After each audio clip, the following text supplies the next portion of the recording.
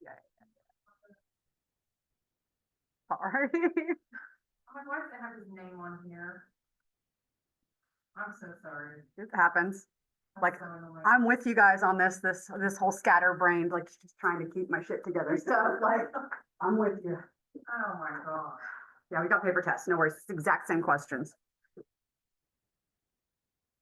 Rush, you know. Mm-hmm. We sure do know.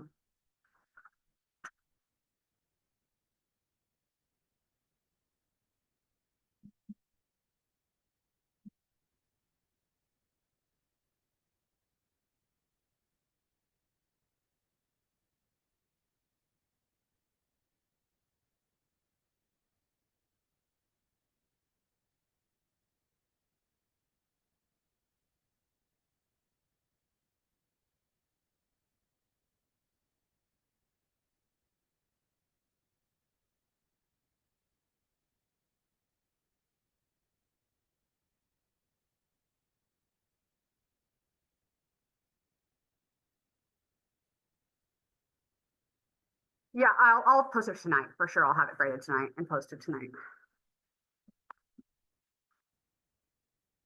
Stomach is killing me today.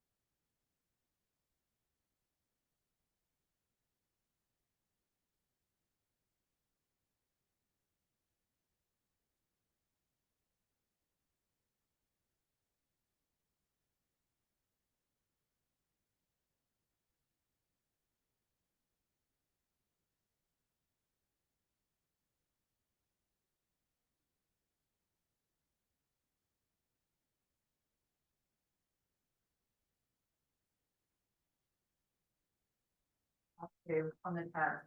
70 average.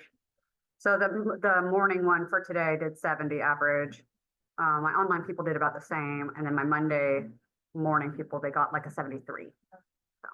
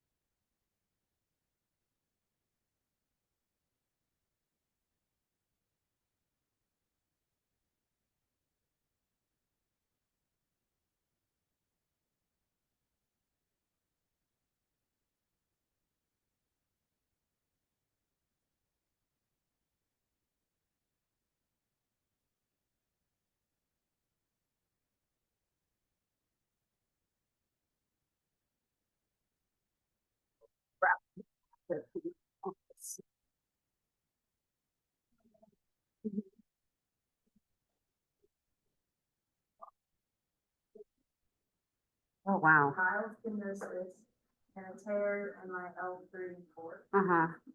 Wow. So fun. I got cut yesterday. But I'll be right back. I have to run to my office. Really bad.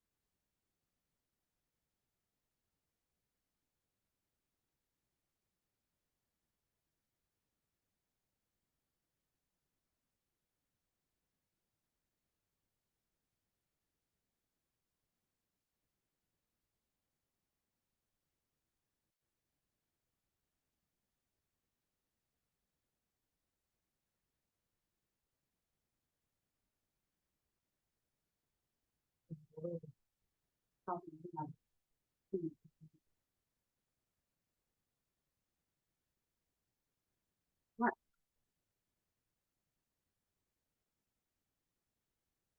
Oh, wait just a minute or two. Hopefully other people show up, or at least pop in online. It was back up. Yeah.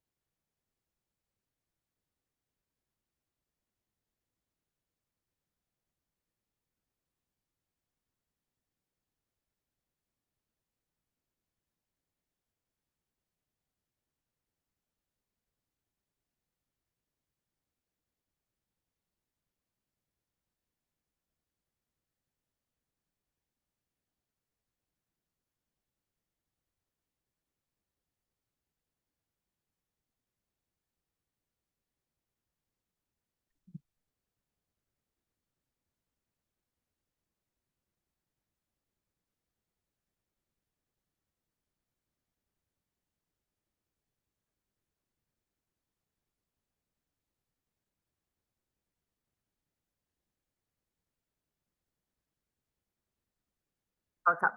Is the nitrogen code always peptone or only when the called clean? So, it's sometimes peptone. So in TSIA and in the carbohydrate fermentation media and in, mannitol salts agar, it's peptone. But there are other nitrogen sources in other types of media. You don't necessarily need to know them outside of that. All right, make sure everybody is signed in on the Kahoot. We're gonna get going.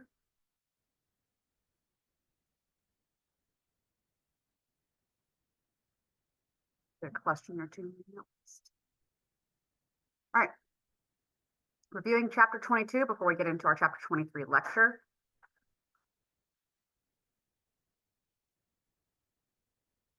Which of the following are some of the primary defenses for the respiratory system?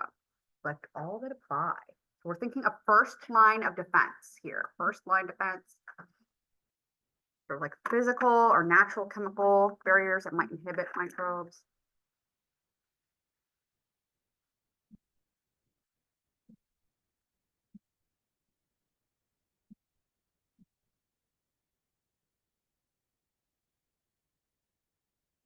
Right, so this is going to be all of these. So the microbial biota of the respiratory system does act in microbial antagonism. It takes up stadium seats. It uses up nutrients in the area, and it also our biome, pretty much anywhere in our body, if we have a biome, can also produce antimicrobial peptides of their own to prevent the growth of bad guys.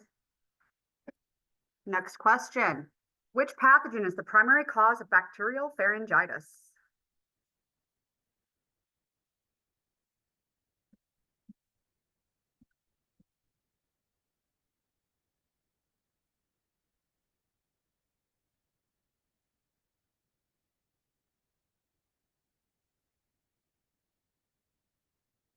All right, so this is going to be Streptococcus pyogenes. Streptococcus pyogenes. This is just the cause of strep throat. All right, next question. What type of microbe is the cause of pertussis?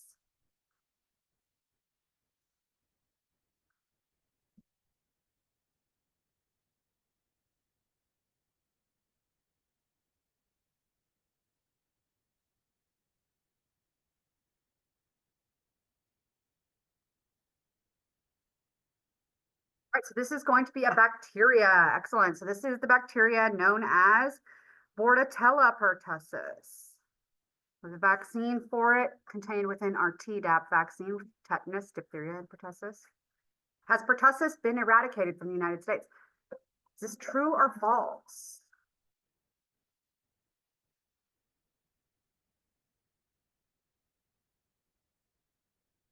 All right, so this is false. We still have this in the United States, especially in little babies that are newborn. Even though it's not as severe symptoms in older adults, they can still transmit it. What phase of pertussis involves an uncontrollable cough? There are three major phases in pertussis. This is based on their actual names of those phases.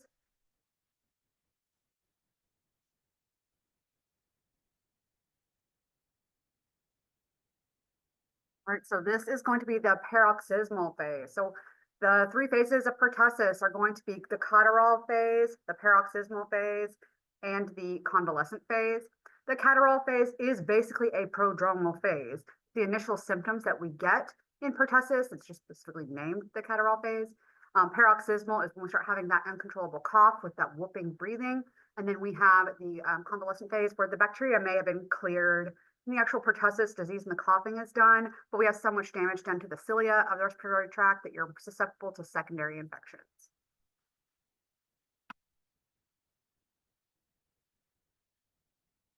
All right, what two surface molecules do the H and N stand for in flu?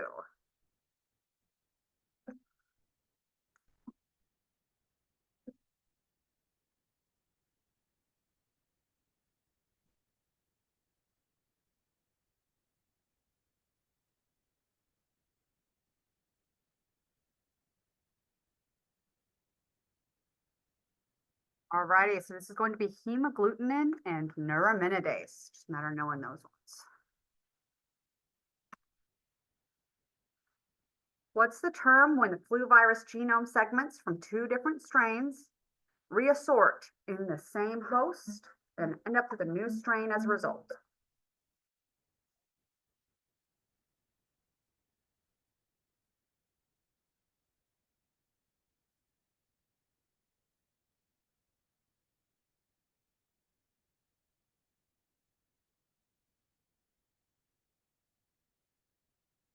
Okay, so this is going to be antigenic shift. Excellent. Next question. What is the most common cause of community-acquired pneumonia? We talked about community-acquired pneumonia and we talked about hospital-acquired pneumonia. Community-acquired is just like when you get pneumonia, not in the hospital.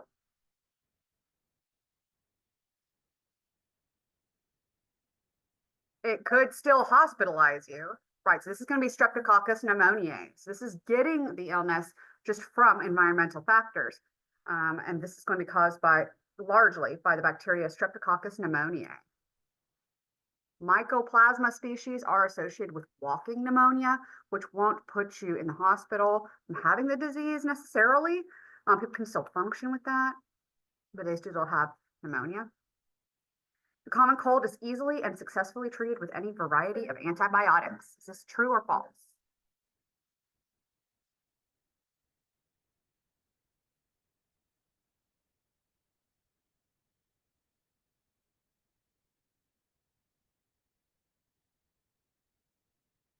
So this is going to be false. The common cold is primarily caused by viral infections, and viral infections are not treated with antibiotics.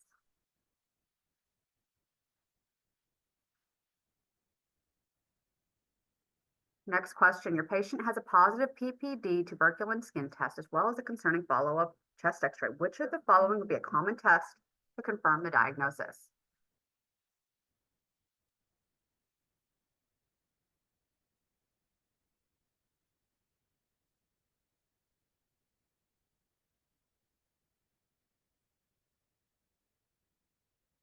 Right, so this would be acid-fast stain of the sputum sample.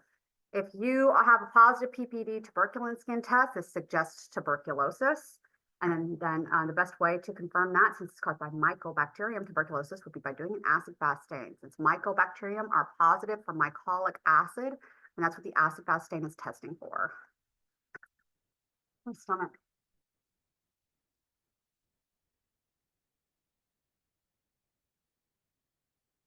All I had was like pasta salad, but it's not that. It's like like I told you guys that I have like those attacks that I sometimes get. That is what it is. It's doing that.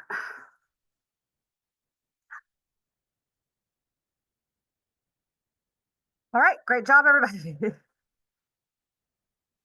We're gonna jump into the lecture. I might have to go and get more of that antacid. I thought just a sip of it was gonna do the trick, and it helped at first.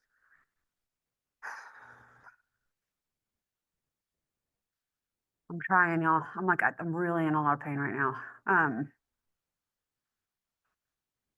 Yeah, I'm gonna go grab it real quick.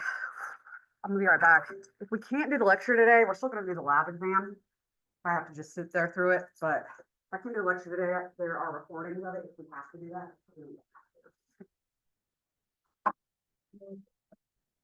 Right back.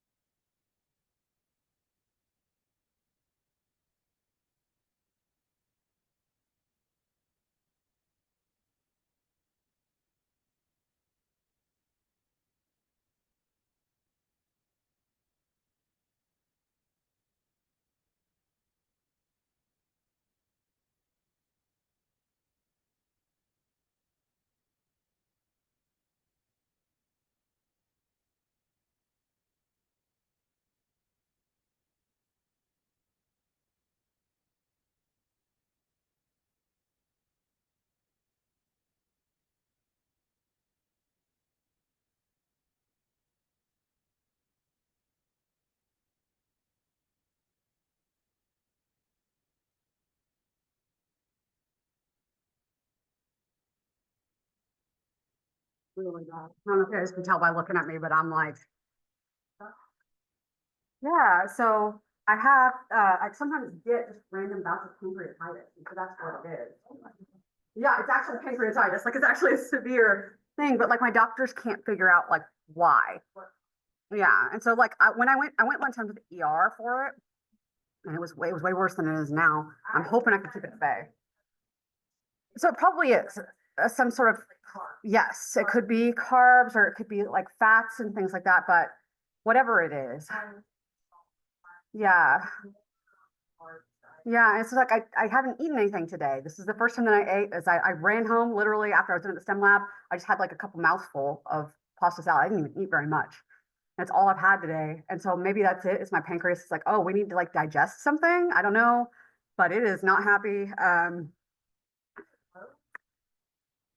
And so the most common cause of it is people who drink a lot, and I don't drink alcohol. And so the last time that I went to the ER, the ER doctor, I told him, I was like, he was like, well, you need to stop drinking alcohol. And I was like, I don't drink alcohol. And he was like, sure. You know what I mean? It was that sort of situation. I was like, no, like I actually don't. And he's like, but you really need to stop drinking. And I was like, but I actually don't. So like, how are you going to help me with this? I guess, like when alcoholics go into rehab and they eat sugar and their glucose thinks it's alcohol. I mean, I don't know. Yeah.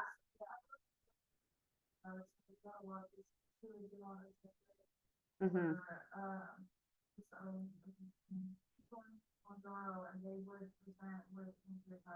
Huh. Yeah, I've heard that's a common side effect of the GLP-1 inhibitors. And I don't take that. And that's actually why, like, when I wanted to start losing weight, I was like, maybe I can take GLP-1s. And my doctor was like, no, because you already get pancreatitis and we don't know why. So it's that. I don't know why it's flaring up right now. I don't know, but whatever. I can't do anything about it right now. So we're just going to keep trucking on. If I can keep it at bay and keep it at like a 6 in the pain scale, then I'll be okay. But man, it was creeping into that 8 for a second there. I thought I was going to pass out or something. It was bad. Anyways, moving on. Whew. We're going to talk about GI stuff today too. So the gastrointestinal tract, also, I'm drinking Mylanta, so that if you guys talk to me later and have white all over my face, it's because Mylanta is white and it like dries up. It just works way faster if you ever get like stomach stuff. Works way faster than like Rolaids or Tums and like that stuff. So highly recommend if you do get that stuff. But anyways, GI tract, we have your mouth leading into your pharynx, which is your throat, the esophagus, the stomach, the small intestine, the large intestine, and the rectum, and leading out through the anus. And that's basically, it's one big old long chain between all of these guys. Our accessory organs include the salivary glands, the liver, the gallbladder, and the pancreas. Great for pancreas. So these guys are basically secreting enzymes and other things that help break down our food, help with the digestion process. So yeah. Moving on, our defenses in the GI tract, we have mucus, we have the secretory IgA because this is a mucosal tract. We have peristalsis, which is our smooth muscle movement that just keeps everything moving, including any microbes that could be coming into the system. Saliva contains lysozyme, which breaks down peptidoglycan, if we recall from chapter 15, and lactoferrin, which is a molecule that basically hoards away iron so that the bacteria can't get to it. The stomach has a very acidic, low pH, whereas the bile itself has antimicrobial properties, but also is alkaline. And so that difference, that like very big difference between those two kind of environments is pretty hostile to a lot of bacteria.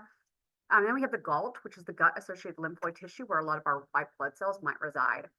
In the oral biome, it's dominated predominantly by bacteria, but we do have methane-producing archaea, which we'll talk about soon. Fungi, which mostly is going to be talking about yeasts, some protozoa, and overall in your whole body, we don't know a lot about viruses that aren't causing disease. So viruses that might play a part in our biome, that's a new area of study right now, and not much is known about it, but there probably are viruses involved as well. The esophagus and stomach is primarily going to be populated by firmicutes. These are our gram positives. Whereas the large intestine, we're going to have a lot of gram negatives, which are our gracilicutes, to remind you guys. Each gram of intestinal contents has about 10 to the 11th microbes. So this means that like every centimeter in each person's colon, if I take a centimeter of your colon and look at how many bacteria are in there, or microbes in general, there's more microbes in a centimeter of your colon, in one person's centimeter of their colon, than there have ever been people on the entire planet of Earth in the entire history of humankind, which is really an impressive thing. We also believe that our accessory organs, your liver, your gallbladder, your pancreas, and your salivary glands should generally be free of biota. And so the biome really just exists within that line that constitutes the main part of the GI system. In the gut, the microbiome, of course, serves a protective function with things like microbial antagonism, taking up the stadium seats, using up the nutrients, and potentially even making antimicrobial compounds. But it also helps in digesting our food. So there's plenty of sugars and other molecules that our body cannot break down or digest and convert into nutrients, that our gut biome can do that for us. And then that enables us to be able to get nutrients from the food that we wouldn't otherwise be able to get. And then it also like helps train our immune system on what to react to and in what parts of the body to react to it, because we have just a whole lot of gram negatives in our gut. But if those same exact gram negatives get into your bloodstream, then your body knows to react to it. So there's a training aspect with the microbes that is really useful for the body and teaching how to respond to things in the immune system. So we're getting into our diseases next. The first one is dental caries. This is basically just tooth decay. This basically results from, it says dissolution, but we mean this quite literally, the dissolving of the enamel, which is our protective coating on our teeth. That gets destroyed, and then once that is destroyed, the tissues underneath that, including your dentin, your pulp, and your root, and things like this, can become infected by the bacteria as well. The bacteria that are the primary cause of tooth decay are going to be Streptococcus mutans and Sobrinus. These guys are bacteria that ferment, and basically you introduce sugars into your oral cavity, and these bacteria will break down those sugars. And then what do bacteria make when they ferment things and break down the sugars? Acid, right? They make acid. And so that acid breaks down the enamel. And so what happens is basically like the bacteria come in and land on divots or pits in your teeth and create biofilms. And then more microbes can come and join in. And that just leads to a lot of acid production. And that's when we have caries, like cavities, forming. And so this might be just low level tooth decay, but if you have infection that leads into the dentin, then that would be something that we might want to put a filling in, for example. The importance of dental care and dental hygiene is mostly to remove that biofilm that will form, and that biofilm is what we call plaque. And so plaque is actually much softer biofilm that can be easily brushed away or scraped away or even flossed away. So this is why dentists say that we're supposed to brush our teeth twice a day. It's actually not recommended to brush your teeth right after eating because of all of the enzymes, things in your saliva, that when you brush away your normal biome and the normal film that comes just from your biome, and then you have all these acids produced in your mouth from after eating, that makes you more likely to have damage caused to your enamel. So you do want to brush twice a day, but not immediately after eating. So brushing will remove the biofilm, and flossing will get in between the teeth and remove the biofilm that forms in between the teeth that brushes just can't get to. This is actually why it's important to be flossing every day. The minimum is every other day to maintain keeping the populations of the microbes low in between the teeth so you don't get cavities between the teeth. So I highly recommend that you brush your teeth twice a day and you floss either before or after brushing. It doesn't really matter too much. You should be brushing 2 minutes every time that you brush your teeth. So what I do is I have an electric toothbrush that times it. And so I do 30 seconds and it buzzes every 30 seconds. So I'll do 30 seconds in one quadrant of my mouth, and then 30 seconds, and then just do that in the 4 quadrants of my mouth, on the top right, the top left, bottom left, and the bottom right. So 2 minutes a day, 2 minutes every time you brush your teeth, twice a day. Make sure you're flossing in between your teeth at least once a day. And then rinsing with a mouthwash, just rinse everything away. I highly recommend, every dentist will tell you, highly recommend hydrogen peroxide based mouthwashes as opposed to other types of mouthwashes. And I use one from Crest called Bacteria Blast. It is way mintier than other hydrogen peroxide ones that act like they have a weird taste sometimes. But anyways, take care of your teeth, y'all. They're the only teeth you're gonna get. Right, periodontitis is basically the disease that will result once the bacteria biofilms start affecting your gums and your bone associated with what your teeth are implanted in. So when it's just affecting your gums, we call this gingivitis. This is where we have swelling, loss of the normal contour of your gums, patches of redness, and increased bleeding whenever the gum tissue is, abraded or anything like that. So if you do floss your teeth and you have pain when you floss, that means you have gingivitis, period. If you bleed when you floss, you have a worse case of gingivitis. The best way to cure that is by flossing. So muscle through it, keep it up for a week or two, and that should result in you having much healthier gums. You can even regain some of the gum loss that you can have as a result of gingivitis. You start out with normal gum and bone contour around the teeth, and then the bacteria start invading, and we have recession of the gum line, which can lead to recession of the bone as a result of persistent inflammation in those areas. And that's where we start having bone loss, potentially loose teeth, and things like that. Your risk for disease, periodontitis, and dental caries, and things like this are going to be associated with several factors. And one of those factors is if you have Methanobrevibacter oralis as part of your oral biome. So this is actually an archaea, and it's the only archaea that we will talk about in the course, but this is an archaea, and an archaea is an eukaryote, just like bacteria. So the only eukaryotes that we talk about, or prokaryotes, however you want to call them, are bacteria and archaea. Everything else that has a cell is going to fall into the eukaryote category. Remember, viruses and prions don't have cells, not true cells.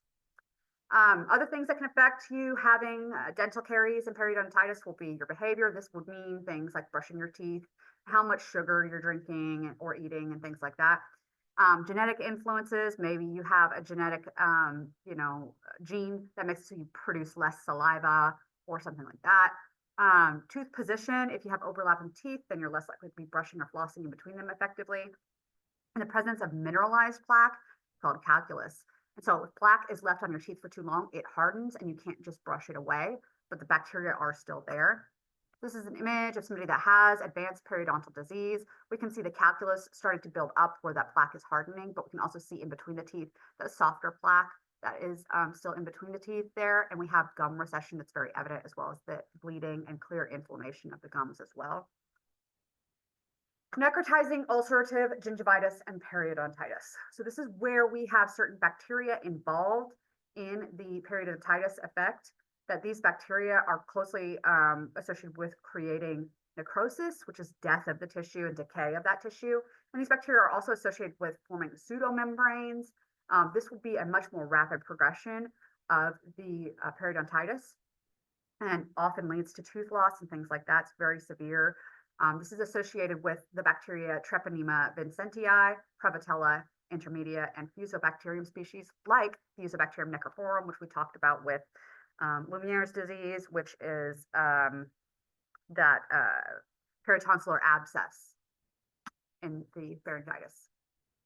Moving on to gastritis and gastric ulcers. This is what my doctors originally thought I had going on when I was having stomach pain. And it turns out it is not this. So gastritis is a sharp or burning pain emanating from the abdomen. Is definitely the symptoms that I'm having. But gastric or peptic ulcers are lesions in the mucosa of the stomach or the uppermost portion of the small intestine. And oftentimes, this is something that I have, but mine are not caused by Helicobacter pylori. And for most people, it is. And so Helicobacter pylori is a bacteria that infects about half the world's population. About half of people have this as part of their biome. And it is treatable with antibiotics, but is commonly associated with ulcers. And most people that have stomach ulcers, this will be the cause. All right, with acute diarrhea. Acute diarrhea. Okay, so one thing I want to talk about before we move on, Helicobacter pylori, H. pylori, the cause of stomach ulcers. This guy is a urease positive bacteria.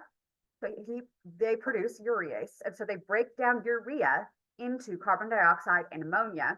And so what you can do to get tested for this, and this is a test that I had done and I was negative for, you breathe into a bag and you drink this drink that has urea in it. And that urea is labeled with radioactive carbon urea. And so when that organism breaks down the radioactive urea, it produces carbon dioxide that's radio labeled with that radioactive carbon. And so then you breathe out the first time so they can compare the before and the after. You drink your drink with the urea, and then you breathe into the bag a second bag, and then they compare the first and the second and see if there's an increase in radioactive carbon. If there is, then it had to have been sourced from the urea that got turned into carbon dioxide by the Helicobacter pylori in the gut. Pretty cool little way of testing that. Acute diarrhea, with or without vomiting. I don't really care that much, but we're going to talk about the diarrheas, and pretty much most of this lecture is going to be about diarrhea. So diarrhea is defined as 3 or more loose stools in a 24-hour period. If you have had your diarrhea for less than 2 weeks, then we consider that to be acute diarrhea. Once you've had it for longer than 2 weeks, that is chronic diarrhea. Most diarrhea is going to be fecal oral transmission, and some of that might be associated with food contamination. If you're interested, there's some facts about the ones that are most common as far as what are diagnosed versus ones that can cause death, whatever. So we're gonna move on into our different causes of diarrhea. The first one is salmonella. This is a gram-negative modal bacteria, and there's a lot of different serotypes of salmonella. It's a Salmonella enterica or Salmonella enteritidis, but these are basically divided up based on what kinds of antigens they have on the cells, whether that's the flagella, the capsule, or the cell wall antigens. These cause salmonellosis or typhoid fever. Salmonellosis is whenever we have basically like diarrhea from salmonella. It's just typical salmonella infection. Once that salmonella, it's a certain serotype called Salmonella enterica serotype typhi, but we also just call it Salmonella typhi. This is typhoid fever. So it's a much worse presentation of the disease and can actually lead to death due to the effects of this gastroenteritis that's associated with salmonellosis. So this is what Typhoid Mary had. She harbored the bacteria naturally in her gallbladder and then wouldn't wash her hands when she was serving people food. And so people would get typhoid fever from her and then they would die. They had to tell her, wash her hands, but she was not interested in doing that. But yeah, actually takes quite a few salmonella bacteria to cause disease. It's not a small number compared to other microbes like tuberculosis, where you only need to have like 10, or certain viral diseases that you only need to have like 1 virus. Next, we're moving on to Shigella. This is shigellosis is mostly caused by the species Shigella dysenteriae, which causes the most severe form of shigellosis. Shigella is associated this is a gram-negative rod that is non-motile. This guy is associated with dysentery. So dysentery is when you have a lot of blood and mucus in the stool, particularly predominated by the blood. Shigella has a couple of toxins that cause severe damage in the GI tract. This causes bleeding, and it's pretty significant amount of blood, not just a little bit, not just a dab. So significant damage into the intestinal walls. We lose the little crypts that are natural for helping with nutrient absorption and things like that. So here's an image. So one of those toxins is called Shiga toxin, just to be clear. That's going to come up in a second. But here's an image of a colonoscopy of a healthy colon versus on the right, somebody who has Shigella. You can see that's quite a lot of damage on the inside of the intestine and a lot of bloody mucus there as a result of the inflammation and the toxins being produced. So that Shiga toxin can also be produced by other bacteria that are not Shigella. And so E. coli 0157H7 is a strain of E. coli that can produce the Shiga toxin. Not all E. coli does, but if it can produce the Shiga toxin, we call it Shiga toxin producing Escherichia coli or STEC. And so when you hear about all the food recalls that might have E. coli, a contamination or something, it's usually concerning 0157H7 or STEC. The problem with this guy is that the endotoxin is pretty potent for E. coli. And so you'll start with gastroenteritis, you'll start getting dysentery, but it can also lead to hemolytic uremic syndrome. Hemolytic uremic syndrome, which is caused by basically like anemia from the endotoxin being spread throughout the bloodstream, causing a lot of inflammation, leading to blood cell damage and things like that, and then damage of the kidneys as well. and this can cause permanent kidney damage and even death as a result. It's usually transmitted by undercooked beef, but other foods and beverages can become contaminated with E. coli. There's a lot of different E. colis, but the bottom two are the only ones that I'm really going to test you on. Well, we have S-Tech, for sure, you have to know that one. But the bottom two are also important for other diseases. We're going to talk about them a little bit more in other chapters, but enteroaggregative E. coli is associated with chronic diarrhea, usually just in kids and people with low immune system function. And diffusely adherent E. coli is the one that's associated with urinary tract infections. Diffusely adherent because it can adhere really well, even within the urinary tract where we have flushing of urine going on. It's usually due to the fimbriae, the attachment molecules for those bacteria. Moving on to Campylobacter. This is a bacteria. The more common one is going to be Campylobacter jejuni. That it leads to diarrhea. I don't know what else to say about it. It's foodborne.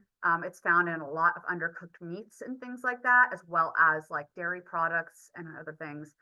Pretty common one. It's probably the most common cause of bacterial diarrhea in the US, but most people aren't going to get hospitalized or treated or even diagnosed with this. It's not usually going to cause serious effects.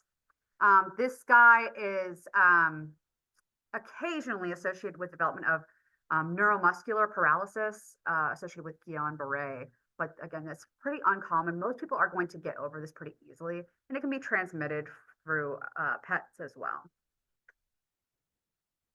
All right, next we have Clostridioides difficile, also previously known as Clostridium difficile. They changed the name on us. This is an endospore forming rod that then, because we know it's endospore forming, is gram-positive. It's Clostridium species. So anyways, it forms a disease that is really scientifically called pseudomembranous colitis. So colon is being inflamed, that's the colitis, and it forms a pseudomembrane. So these guys are capable of forming basically a biofilm that can block the entire intestinal tract. This is usually associated with treatment with broad spectrum antibiotics that kill off the gut biome, and then just having this naturally in your gut, this will overgrow. But then other patients that might be in hospitals might be on antibiotics for post-surgery or pre-surgery or something like that. And then the endospores can spread around. They're pretty hardy. So they spread around really easily. They get into the body due to poor hygiene practices. And then those endospores will overgrow in any of those people that were on broad spectrum antibiotics. So we can withdraw those antibiotics, give on special stronger antibiotics, and then kill off the C. diff and then replace the biome with a fecal transplant, which we've talked about previously. This is an image of a healthy colon on the left versus a pseudomembrane colon on the right. You see it's completely blocked off the colon with this biofilm. All right, next is cholera. So cholera is caused by Vibrio cholerae, that's the bacteria. These are curved rods. They are motile, they have a single flagella. We saw this very commonly in wartime, as well as in subtropical and tropical areas of the world, especially in our underdeveloped countries, places that don't have a very good system for water treatment and wastewater removal. This is a fecal oral transmission that is commonly transmitted in contaminated water. So it's the most common way of getting this. It leads to vomiting as well as copious watery feces known as rice water stool. People who have cholera always progress to a stage where their excrement is no longer poop, it's rice water. So it's not actual literal rice water, but it looks quite the same because all that they're secreting out of their anus basically is water that is being drawn out of their bloodstream and out of their tissues due to the toxins produced by the bacteria. This leads to profuse water loss in the body tissues and the bloodstream, leading to a loss of blood volume, acidosis, potassium depletion, because as we're flushing out all the water of our body, we're also flushing out all of our electrolytes. And as a result, because the electrolytes are important for your muscle function, this leads to muscle cramps, severe dehydration, causing flaccid skin and sunken eyes and severe thirst.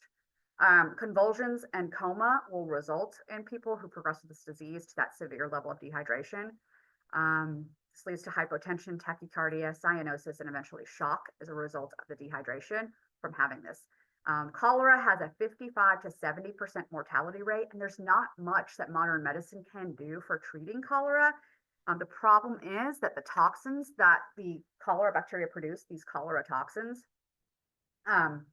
basically cause the cells to, get rid of all of their fluids and all the electrolytes in the cells as well as in the bloodstream. And so what happens is if I treat you with antibiotics for this, your body is just going to flush it out before it can get absorbed by your GI tract. And if I give you IV antibiotics, we're just flushing out everything, all the liquid in your IV, and it's not actually getting transmitted well into the colon where the infection is. So treating with antibiotics is not super effective. The real treatment for this is going to be oral rehydration therapy. And yes, we do want to do it orally to help flushing out the bacteria. We can give it intravenously as well when dehydration gets severe. But the problem is that your body is just going to try to expel that as well. So the best treatment will be oral rehydration and electrolyte replacement. Moving on to cryptosporidiosis. Cryptosporidium is a cyst-forming protozoa. So remember, cysts in protozoa are very similar to endospores that the bacteria form. These are hardy, inert. They resist, being killed, being dried out, being treated with chemicals and all sorts of stuff. And so these cysts that are formed by Cryptosporidium are extremely resistant to chlorine. And so they will live pretty easily in public swimming pools and things like that. And so if you don't know, it's actually like a daily common, multiple times a day thing for people at public swimming pools to be pooping in the pool.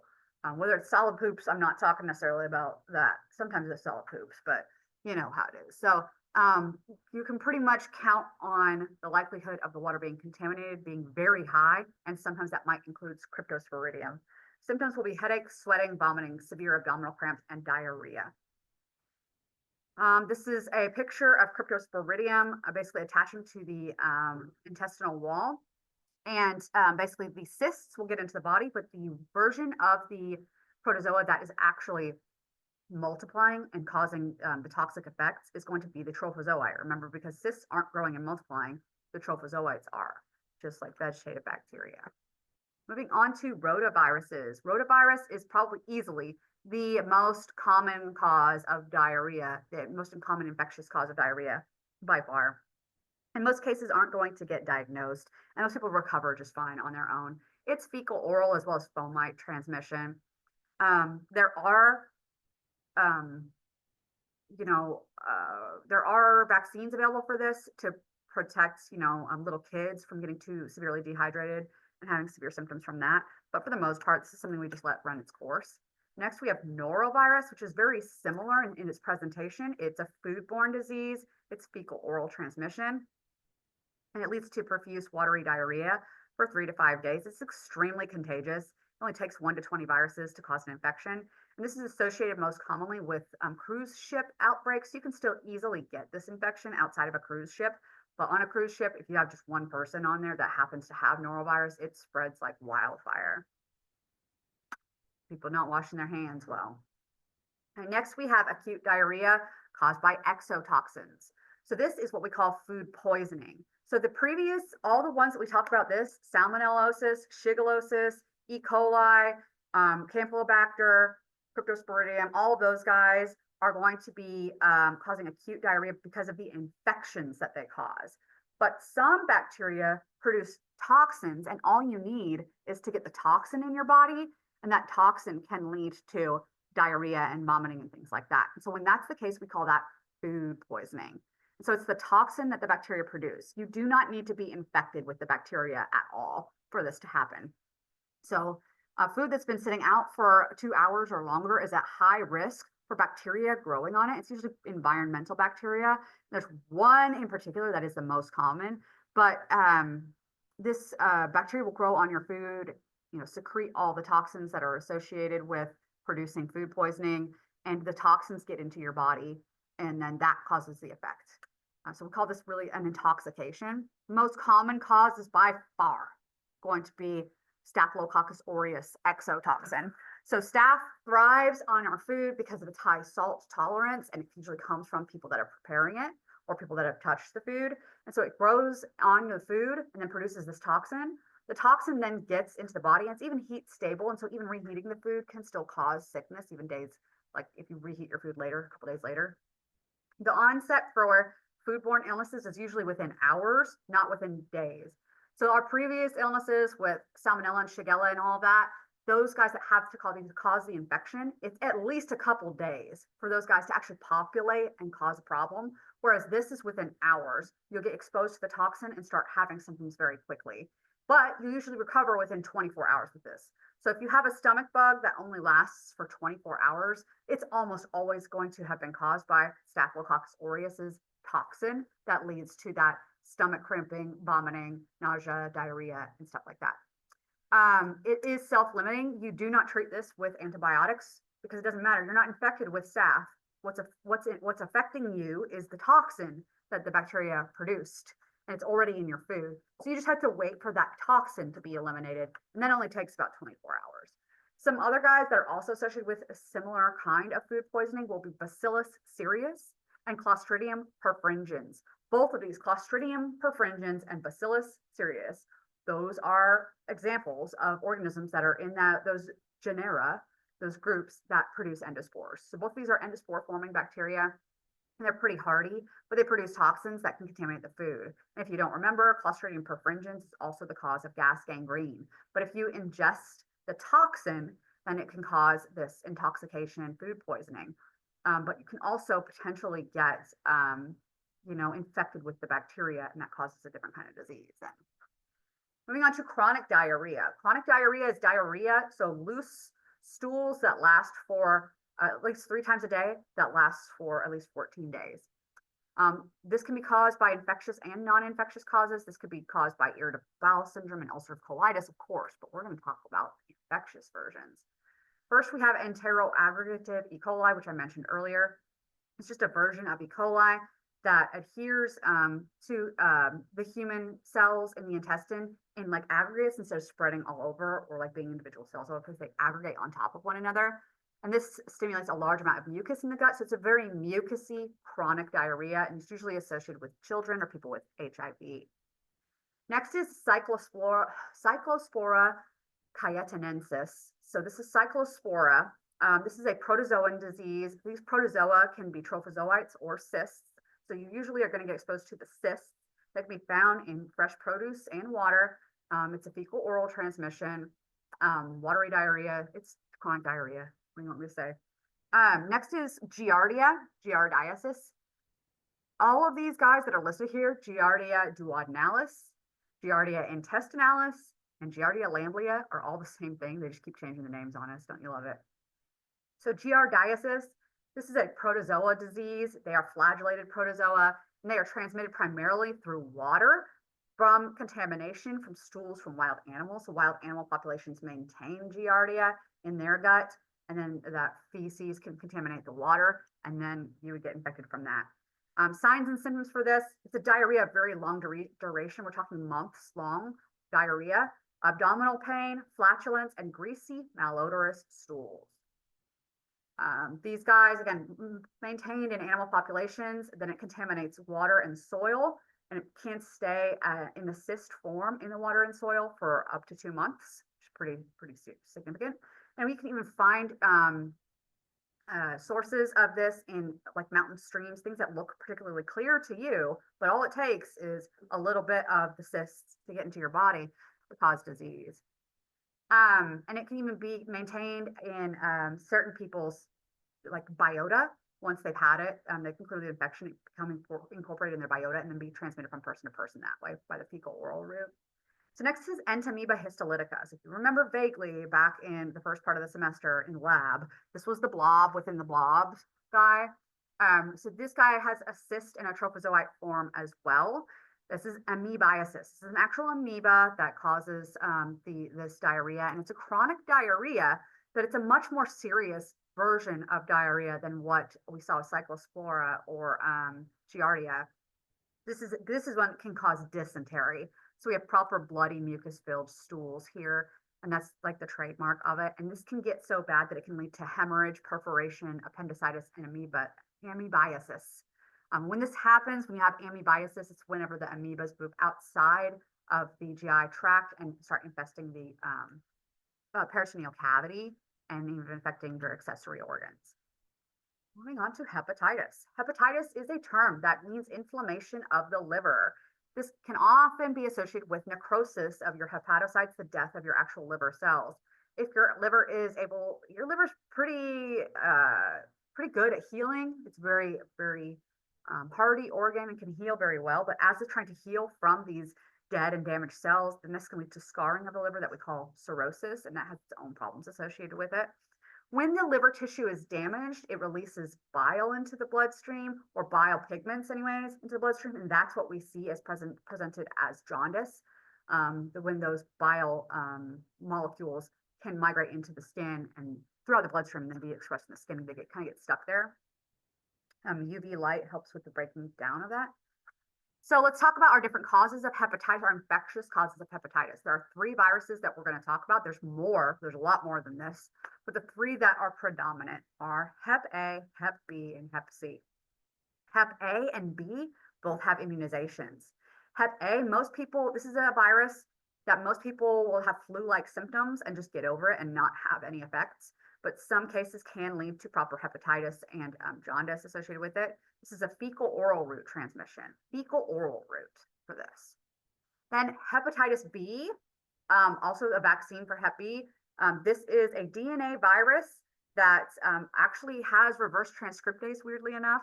It takes its DNA genome, and just like with our DNA, when we're trying to make our products of our genes, we take DNA, turn it into RNA, and RNA is translated into protein.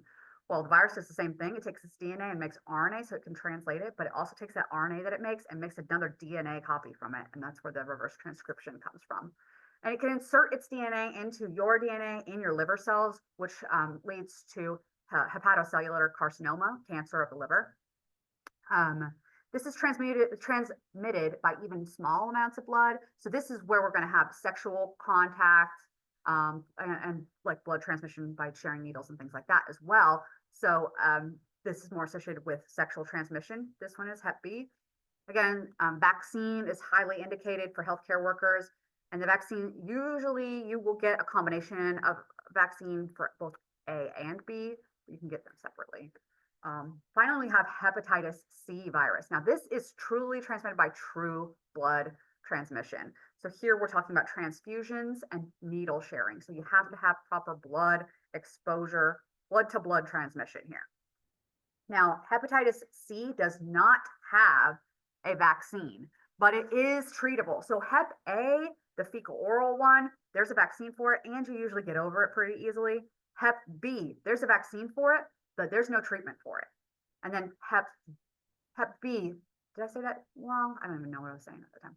Hep B is sexually transmitted. There is a vaccine for it. There's no treatment for it. But Hep C, there's no vaccine, but there is treatment for it. And the treatment is becoming more and more successful as we are catching earlier and earlier cases. But you can't really just clear Hep C by yourself. Your body doesn't really just get over it like it can Hep B. Technically, it could potentially, unless you have developed the cancer version of it. The chronic versions of these guys are usually pretty, long-lived. You're going to have them for a while. But you can treat hepatitis C with a drug regimen of antivirals that seem to be pretty effective at controlling the infections. All right, moving on to the helminth diseases. Some of these are associated with the gut, and some of them are loosely associated with this. So these are neglected tropical infections. We see them primarily in the tropical and subtropical regions of the world, sub-Saharan Africa, India, South America, places like this. So they cause a pretty significant disease burden in poorer countries, what we call underdeveloped countries or third world countries. So they're not heavily funded for research for looking for cures, treatments, or vaccines. All of these guys as helminths, helminths are animals. They are multicellular organisms. They have mouths, they have intestinal tracts and all sorts of things like that. And they have different phases of their life cycle that they go through. And might have multiple hosts that they have to cycle through in their life cycle. The definitive host is always the one where we have sexual reproduction. The way that we diagnose these infections is typically looking in the bloodstream, looking for eosinophils, which are some of our granulocytes that are associated with your innate immune function, and they're primarily associated with helminth infection response as well as allergies. And then we have discovery of eggs, larvae, or adult worms in stool or tissue samples. There's no vaccines available for these guys. We will treat with anti-helminthic drugs like praziquantel or ivermectin. Maintaining like control of the spread of these diseases requires proper sewage disposal, water treatment, avoid using human feces as a fertilizer to prevent spread of the disease, treating the water supply, thoroughly washing and cooking vegetables and meats. And you can even freeze your food. And these guys usually don't survive being frozen very well. Multicellular organisms don't do well with that. So let's get into some of our helminth diseases. The first one is Enterobius vermicularis. This is also known as the pinworm. It's the most common worm disease in temperate zones, including the United States. Hallmark symptom of this is going to be pronounced anal itching. So when little kids get itchy butthole, the doctors will advise that you put tape on their butthole. I guess I should be professional and say anus. Put tape on the anus, and then you take the tape off the next day and look for worms that are attached to the tape, and that indicates that it is pinworms. This can be treated with over-the-counter medications. This is primarily going to be ivermectin for this. You're usually, if one person in the family has pinworms, then you're going to treat the whole family because you likely have spread it. Next is Trichuris trichuria, which is also known as the whipworm. This only exists within human populations and it's a high incidence in tropic and subtropic areas in third world countries. Female worms lay 3,000 to 5,000 eggs a day in the bowel. I mean, we're just talking like tons and tons of eggs. And then the infection with this can actually cause pretty significant loss of muscle tone in the intestinal tract, which will lead to rectal prolapse, which is where the rectum starts to stick outside of the anus. And that can be pretty significant discomfort as well as, bleeding and things like that associated with it. So next we have the tapeworms. There's 3 different kinds of tapeworms that I'm going to talk about. The first one is Diphyllobothrium lidum, and this is the sushi tapeworm. So it's found has an intermediate host as fish, and then people eat the fish, and then the worm turns into the adult form inside of humans. Yeah, I don't know what else to say about it. It's from sushi, primarily undercooked fish. Then we have Hymenolepsis species. These are very small tapeworms and are commonly associated with animal infections. Let's say rat tapeworm is one of them. This isn't as common in people as much as it is in animals. Next is Taenia solium, the most common of the tapeworms, and it's the one you're going to think of when you think of tapeworms. The adult tapeworms are can be up to 5 meters long. That's really big. Yeah, we're talking like, what is that, like 15 feet or so. Then we have, this is something that's spread worldwide. It's all over the world. You can get it pretty much anywhere in the world. It's more commonly going to be associated with undercooked meat, typically pork, but it can be associated with beef as well. And so what happens is that you will eat undercooked meat, and then the worms have encysted themselves. They've moved into the tissue of the meat, and then kind of encapsulated themselves in there, and then you can eat that meat, and then it causes the infection in you with the tapeworm.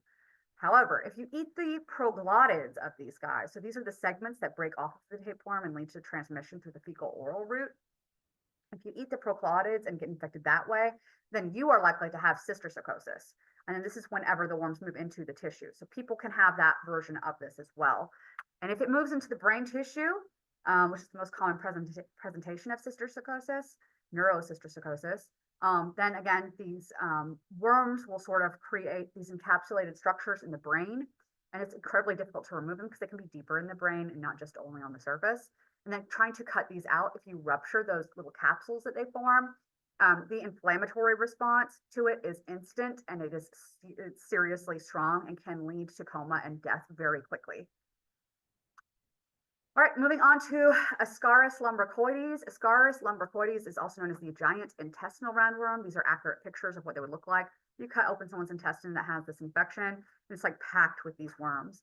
So what happens is these guys are able to penetrate the intestinal wall and move into the lymphatic and circulatory system, or they then move into the capillaries of the lungs and then move into the respiratory tree. They migrate up out of that, and then you cough and swallow them, and it just reinfects the intestine that way.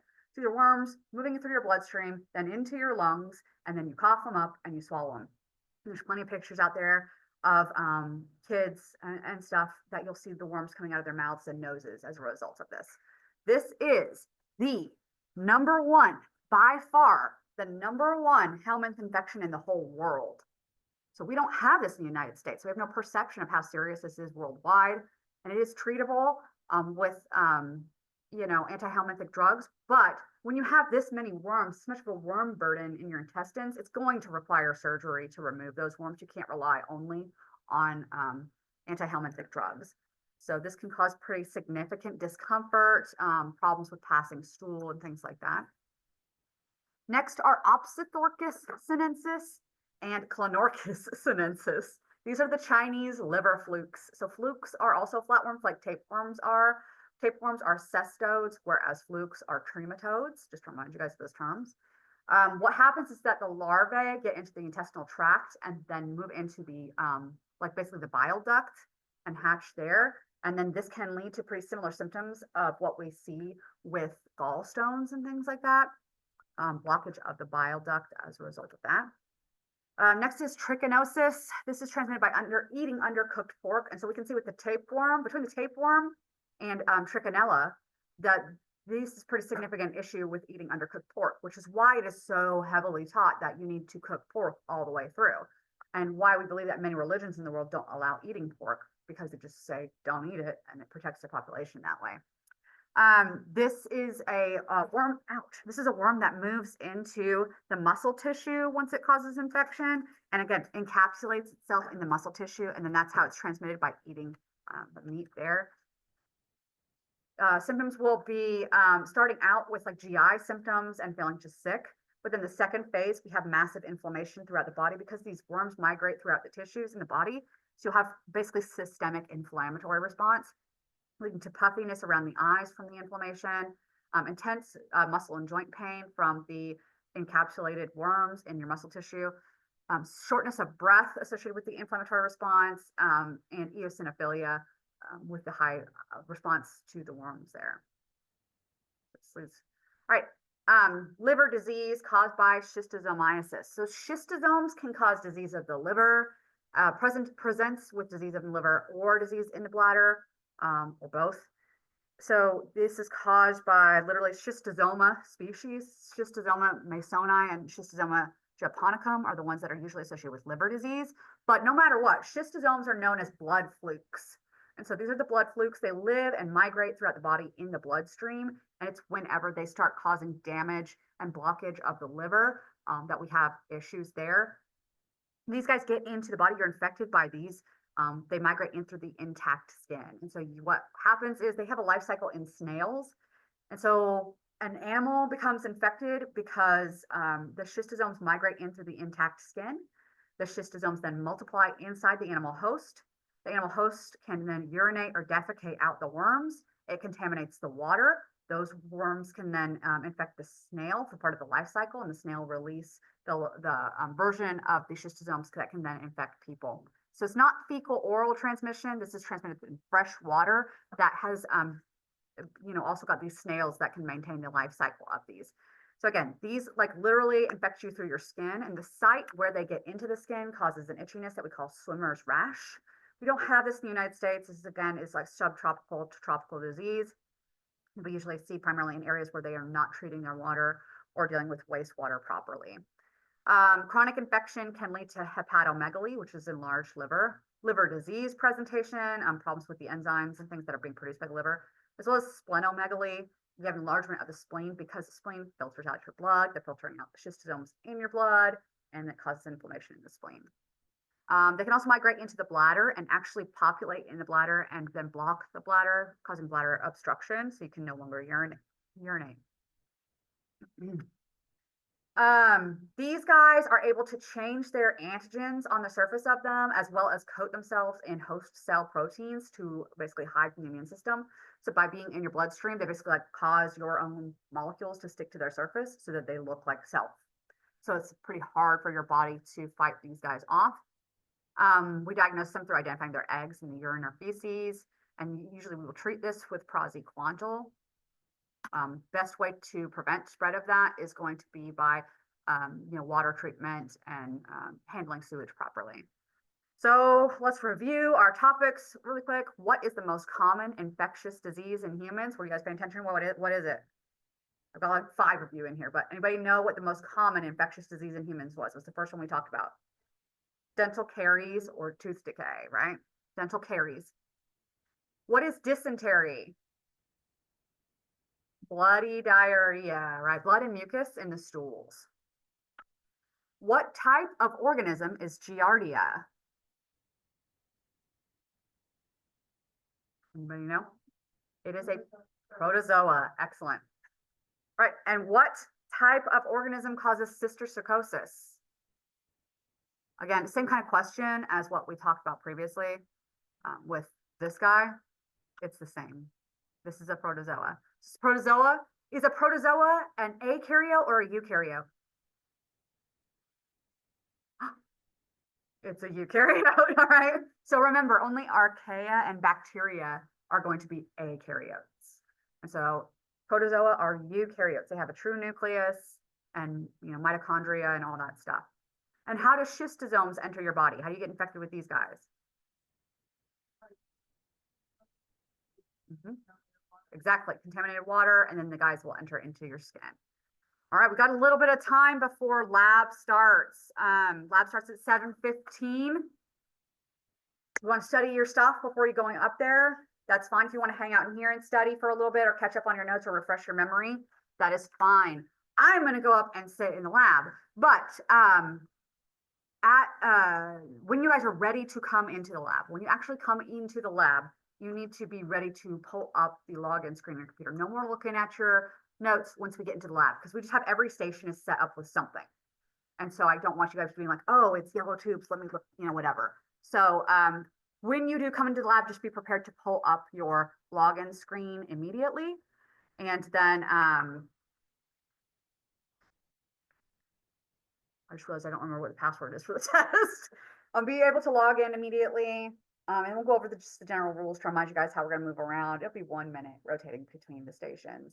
You are welcome to ask questions about the tube. If you're not sure about the color of a slide, or if something's not quite, you can't see it well in the microscope and you want me to focus it, all of that stuff is perfectly fine.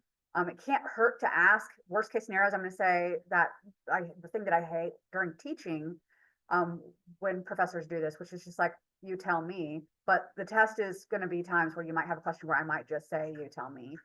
But if I can help you out, I will. Okay, so there's no harm in asking.